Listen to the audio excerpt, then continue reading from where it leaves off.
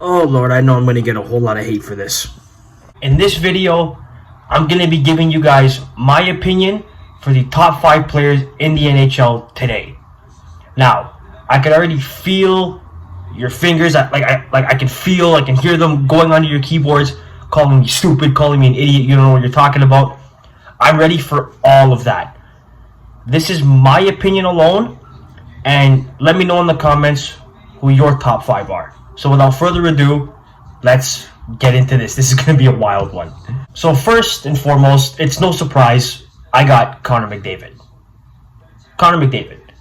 He is by far the best hockey player I have seen personally in my life. I'm only 23 years old, and I have not seen a player do what he does. In the past 2 seasons, he's reached at least 100 points. One of them was in a 56-game schedule. He reached over 105 points. And this past season, he was over 100 as well. And what this guy can do with the puck, especially at the high speeds that he does it with, is absolutely amazing. Like, I've never seen a human do that. Ooh, shit, see? Even make me gassy. I've never seen a hockey player do that in my entire life. And the pace that he's on pace, in my opinion, to catch Gretzky in points by the end of his career. Also, in the past 3 seasons, he's gotten at least over 30 goals. And he's more of a playmaker.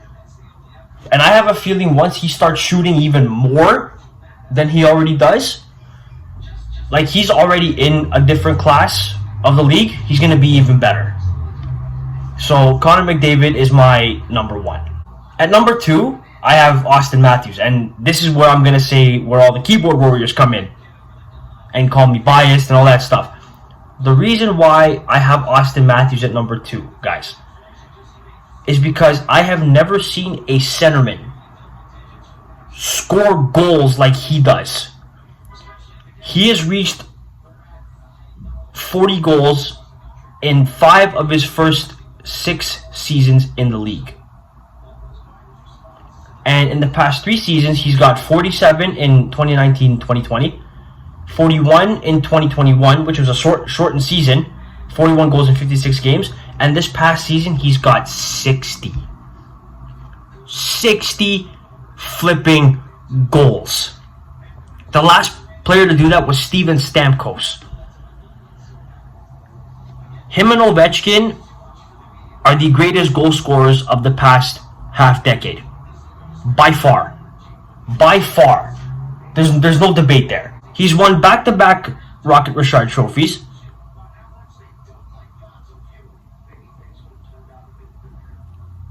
And, you know, three quarters of his goals have come at even strength. 3/4 of his goals are at even strength. Do you know how hard that is in the NHL? That's super hard. And he's doing that like it's nothing. Like it's, okay, walk in the park. Like, it's amazing. And then on the defensive side, he averaged over 40 blocks this season. So he's laying out his body. Couldn't really do it in the playoffs, but he made the defensive sacrifice to go along with that offensive power. So that's why Austin Matthews, for me at least, is at number 2. At number 3, we got Leon Draisaitl. Now, he's also reached 100 points the last couple of seasons. He was the Art Ross winner. I think it was 3 years ago. I'd have to fact check that. But he was an Art Ross winner. He consistently scores a lot of goals in the 40s to even the 50s range this season. He got 55 this year. And he's won a Rocket Richard. And he is right under Matthews. The only reason I do not have him where Matthews is because most of the time he plays with Connor McDavid. He plays with Connor McDavid. So that's why I put him under Matthews, because Matthews is dominating as his own center. Like, he's driving his line. Draisaitl's not really driving his line. That's McDavid's job. Now, on the power play, he's awesome. He's averaged over 15 power play goals in the past 3 seasons, which is that's amazing. Like I'm gonna give Draisaitl credit. He's an amazing goal scorer, and he's an amazing centerman. But he plays a lot with Connor McDavid. That's why he's at number 3 to me. Because Matthews, again, he drives his own line. He can score with literally anybody on his team. You could put Connor Brown and Zach Hyman on his line, like he did in his rookie season, and he got 40 goals. That's why Draisaitl for me is at number 3. But he's close. He's close. I got to give him that. He's very close. Number 4, I got Nathan MacKinnon. Now, this guy's a beast. This guy's a beast. Averaged 15 power play goals, again, over the past 3 seasons. At least 15 per season. He's been a consistent 20-goal guy. His speed is electric. He scores 0.4 goals per game. That's a pretty decent number for a guy who really didn't peak until, I think, a few years after his draft year. But when I tell you he is going to get paid, because he is one of the top 5 players in the league, he's going to get paid as such. He is just that good. And over the past 3 seasons, he's been a point-a-game guy. So there's really no debate for him not to be in that top 5. I'd be surprised if he was out of the top 5. So for me, Nathan MacKinnon's at number 4. Now number 5 is Nikita Kucherov. His team just bounced my Leafs in the playoffs about a month ago, but he is still a top 5 player in the NHL, and here is why. Now, he did not play in 2021 due to injury, but in the past 3 seasons that he's played, he's averaged at least 3 goals per season. So I gotta take a look at my notes here. He won the Art Ross in 2018 and 19 with 128 points.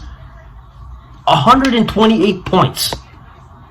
With the goaltending and defense that the NHL carries today. That's... You can't fathom that. Like, how do you fathom that?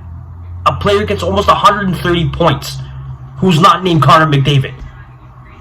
That's unreal. That's crazy to me. And last but not least, he averages at least 1 goal per 60 minutes that he's on the ice. So he's also a predominant goal scorer. He scores a lot of goals. He's one of the best wingers in the NHL. He's also not only a top 5 player, but even a top 5 winger. Like, he can do everything. Maybe, well, not really defend, but he can do everything offensively that you need him to do to be successful. Anyway, guys, that was my top 5. Leave a like on this video. Click subscribe if you want to have more. And let me know in the comments what your top 5 is. I would love to know. And you can debate me on my top 5 too. That's what this channel is about. Debates, opinions, everything. Have a good day, guys. We'll see you later.